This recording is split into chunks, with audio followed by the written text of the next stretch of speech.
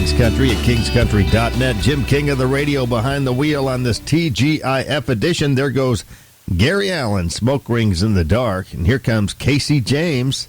Let's don't call it a night on King's Country. Thanks for streaming us, and happy TGIF, y'all.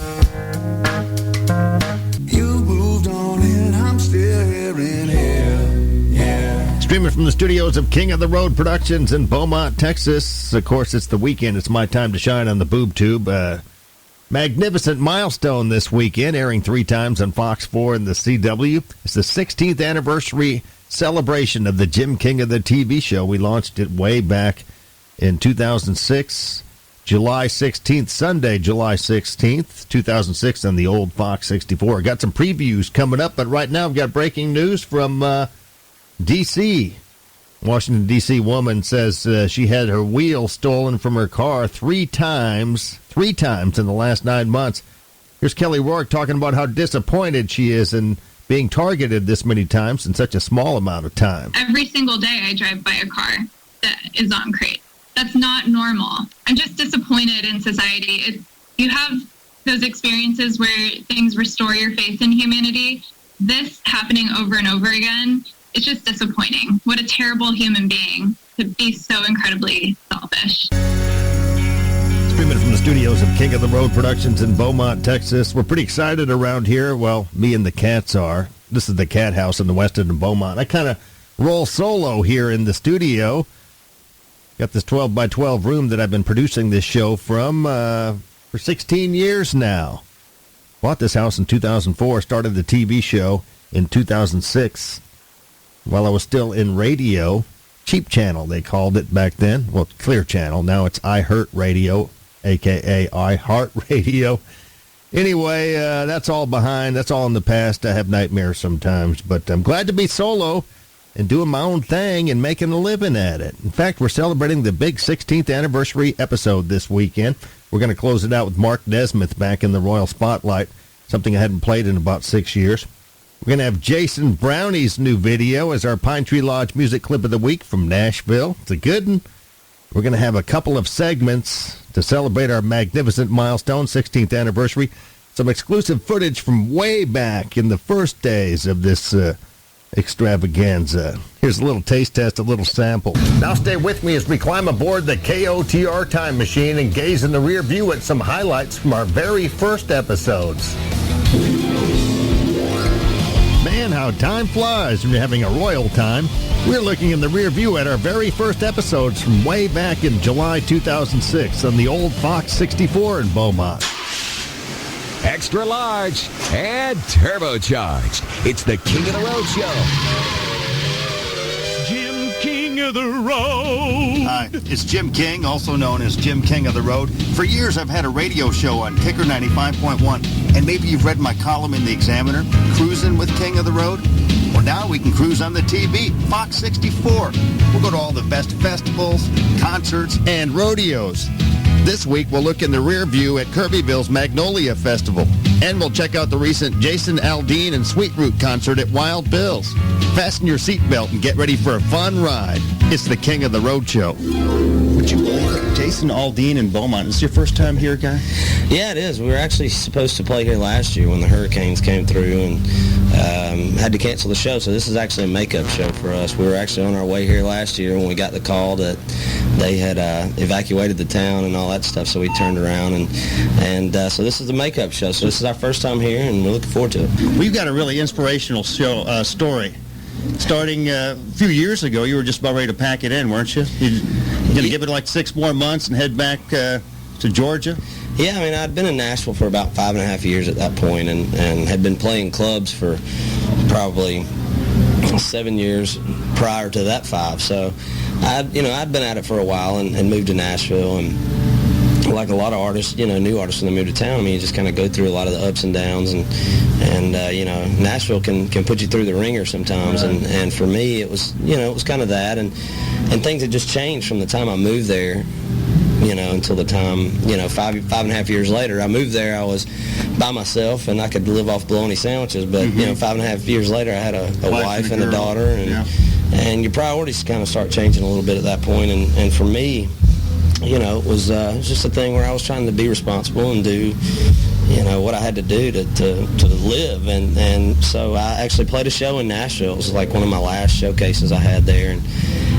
And there was a record label supposed to be there. They called about 5 minutes before I went on stage and said they weren't going to show up. They weren't going to make it. And I met a guy after the show who wanted to work with me. And at that point, I didn't have anything to lose. I was like, yeah, okay, man, you get me a record deal, I'll let you work with me. It was, it was kind of that simple. And 5.5 weeks later, I had a record deal or an offer. And so that was kind of when things started turning around a little bit. And it just kind of went from there. We started making an album, signed with Broken Bow Records, and they were ready to get to work, and so was I. So it was a good fit.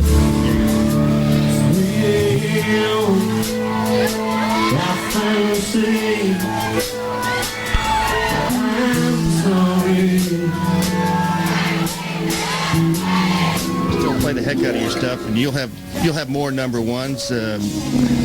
Your Johnny Cash song did really well. Yeah, it was a big song for us last year, man. We had a lot of great stuff happen for us last year. We were out on tour with Rascal Flatts all year, and released the second album, and Johnny Cash was the first single off of that. So it really helped us to launch that second album and kind of gave us that big song we needed, and it was a good year. Yeah. Little known fact about that song, Beaumont boy Tracy Byrd cut that. I don't think he ever released it as a single, but it was on one of his albums. Yeah, he did, as a matter of fact. And we were actually going to cut it and put it on my first album, and at the last minute, the publishing company called us and told us that they were giving the song to Tracy, and I don't think he was, aware of the fact that we were getting ready to cut it. I don't think he knew that, but he cut the song, and I don't know what happened, but it was on a greatest hits record, but it never came out as a single. So we had the opportunity to record it and put it on the second album, and so that's what we did. And no offense to Tracy, but I'm glad he never put it out. Don't miss the 16th anniversary Jim King of the TV show 3 times this weekend. I'll be posting the segments on YouTube and my page tomorrow, my webpage, JimKingOfTheRoad.com. And thanks for streaming King's Country. But you'll never be 23 with anyone but me. King's Country at kingscountry.net. Thanks for riding shotgun in the Black Bullet, the XT5 Cadillac. We always cruise Cadillac style on this show. Thanks for streaming us. That was Sam Hunt in 23. I'm Jim King of the radio, and here comes Mark Wills. That explains why I'm having a fabulous flashback. It will be bumpy. Hold on tight. King of the road. On Mark Wills' tour bus. All right, we're on Mark Wills' bus, and he hasn't kicked us off yet. How long have we been on here, Mark? About 30 seconds. All right, nice bus. Yeah, well, Got leather seats and everything. We try to have, well, no, it's fake. It's not real leather. That's Bobo over there from 93Q in Houston. Yeah, how you doing? I know him. All right. I recognize several people. King of the Road.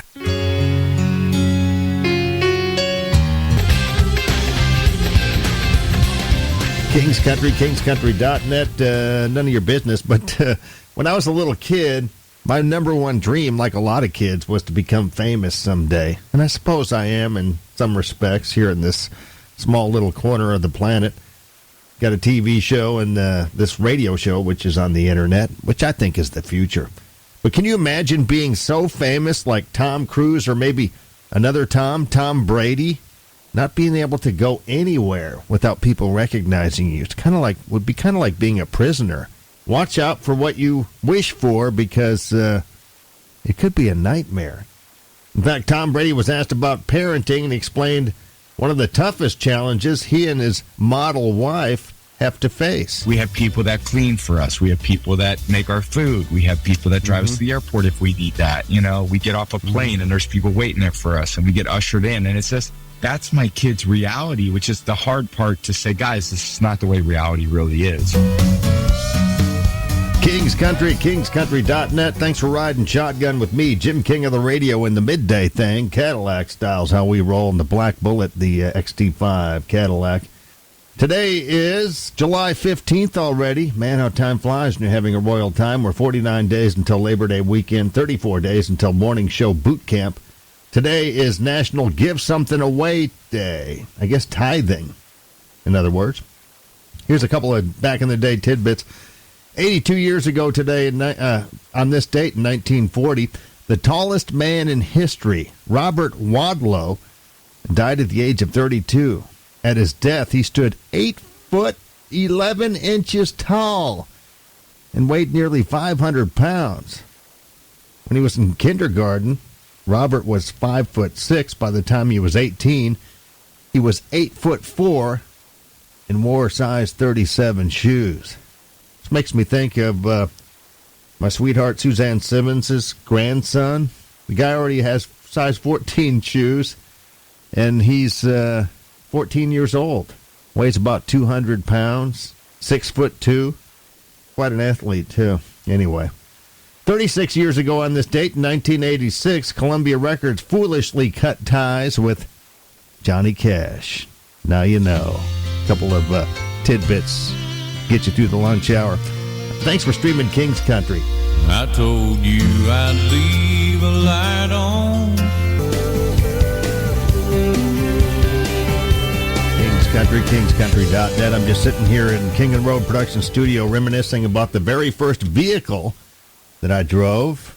It was a hand-me-down from my parents. It was a Toyota Corolla. We've upgraded here at King of the Road Productions. We went from that old Caddy, which is still in the shed, and I'm going to have to get it out and give it a cruise this weekend, probably Sunday. Cruise to China and back. China, Texas, that is. Because now I'm driving the Black Bullet, that Cadillac XT5. Well, here's Tim McGraw reminiscing about his very first car. Check it out. The first thing that flashes in my head is the headliner kept falling down in it, so I had gold thumbtacks, and I had them all over the roof of the car just to hold the headliner up. And I got my first speeding ticket in that car as well. That was a car that I really loved, and my grandparents, who didn't have much, but they had that car and they gave it to me. It meant a lot to them to give that to me. It meant a lot to me. King's Country at kingscountry.net. I'm Jim King of the radio. Thanks for riding shotgun with me. Stick around because we've rounded third, headed for home. Hour number 4 of the Jim King of the radio show, TGIF edition, coming up with the one and only Johnny Lee, living legend, coming up. Also, Sugarland, Reba McEntire, Her Royal Highness, Chris Cagle as well. And thanks for spending your midday with us here on King's Country.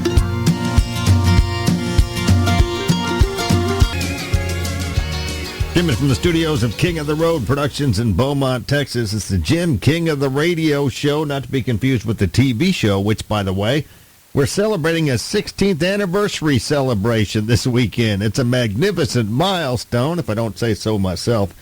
Episode number 831, but who's counting? And this one, we're going to have Mark Nesmith back in the Royal Spotlight for the first time in a while, thanks to Bradley's Collision Center. We have the Southeast Texas debut of Jason Brownie's new video as our Pine Tree Lodge music clip of the week from Nashville. Of course, we'll have the Honky Tonk Texas Fabulous flashback and the Soggy Bottom Saloon events calendar. We're going to kick it off with a couple of magnificent milestones segments. Here's one now, a little sample for you. Here are some clips from our third episode, which aired way back in August 2006. Looking in the rear view at the fabulous Boogie Kings farewell concert on June 9th at Port Arthur's Carl A. Parker Multipurpose Center.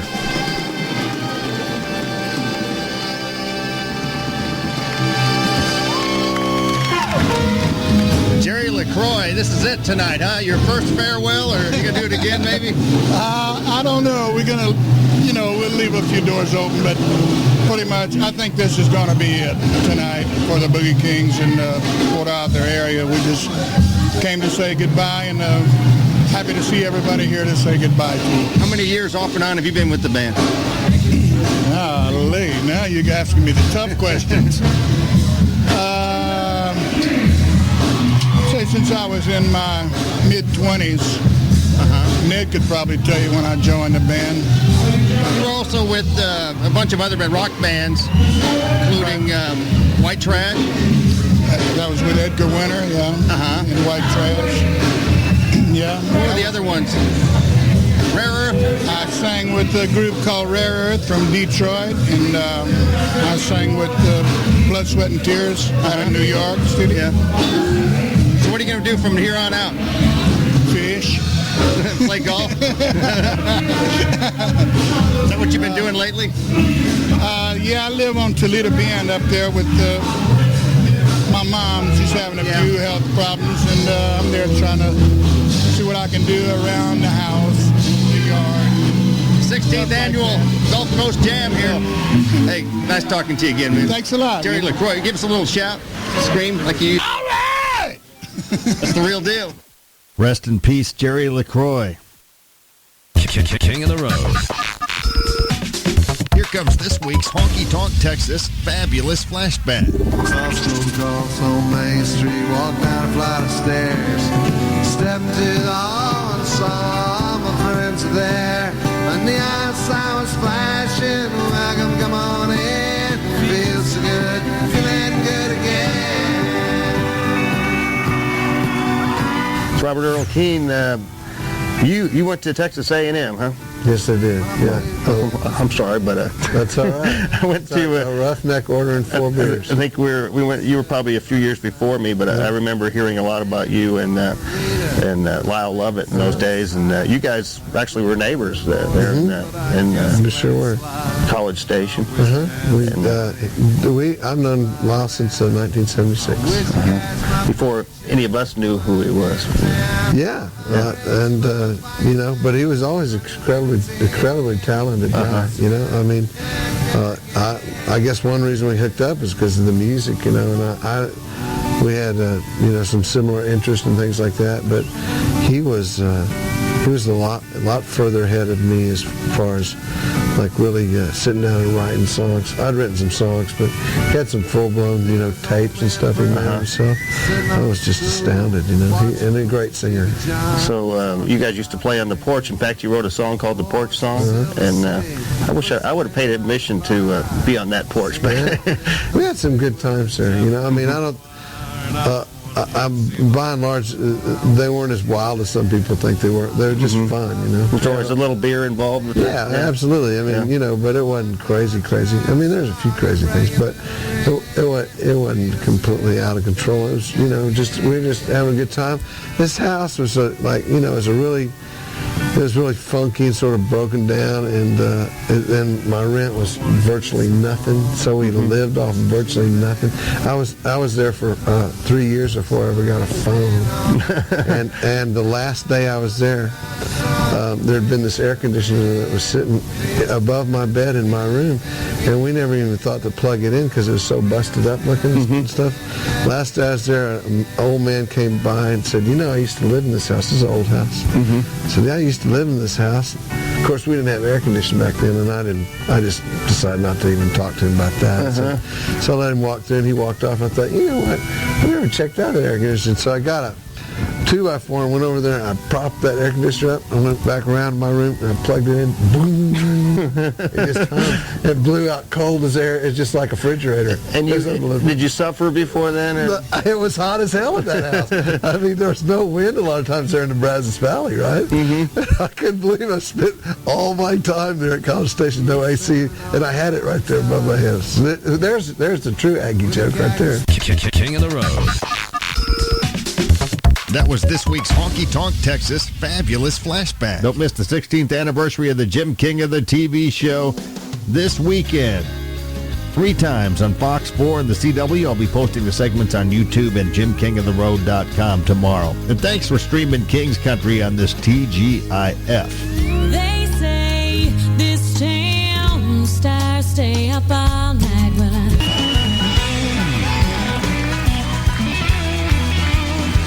King's Country, kingscountry.net. Knock on wood, I haven't gotten COVID yet, but a lot of people I know have gotten COVID, especially recently. Seems to be an uptick in COVID. In fact, I was watching the news, local news last weekend, and decided not to go to Crystal Beach for one of our favorite dining haunts over there, Stingery, with my Suzanne Simmons, sweetie.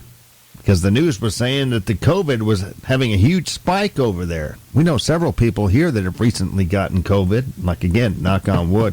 Anyway, Anthony Anderson was on the Jimmy Kimmel Show last night, and the only late-night show that wasn't a repeat.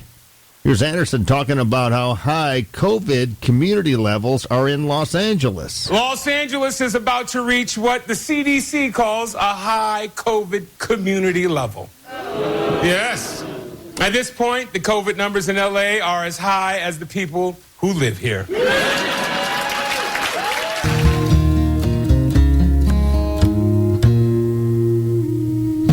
King's Country at kingscountry.net. That does it for the Jim King of the Radio Show for another week. I'll talk to you Monday, 10-ish, right here on King's Country, kingscountry.net. If you get a chance, check out the 16th anniversary episode of the Jim King of the TV show this weekend, 3 times on Fox 4 and the CW and YouTube. I'll be posting them on YouTube tomorrow and my website, jimkingoftheroad.com. So no excuses. You can stream them anywhere. We're high-tech at the King of the Road Productions. We try to get it out there. Somebody said nobody watches TV anymore. I think people do, and we try to do a little bit of everything, especially social media. Anyhow, keep between the ditches. Have a good one. Talk to you Monday on King's Country.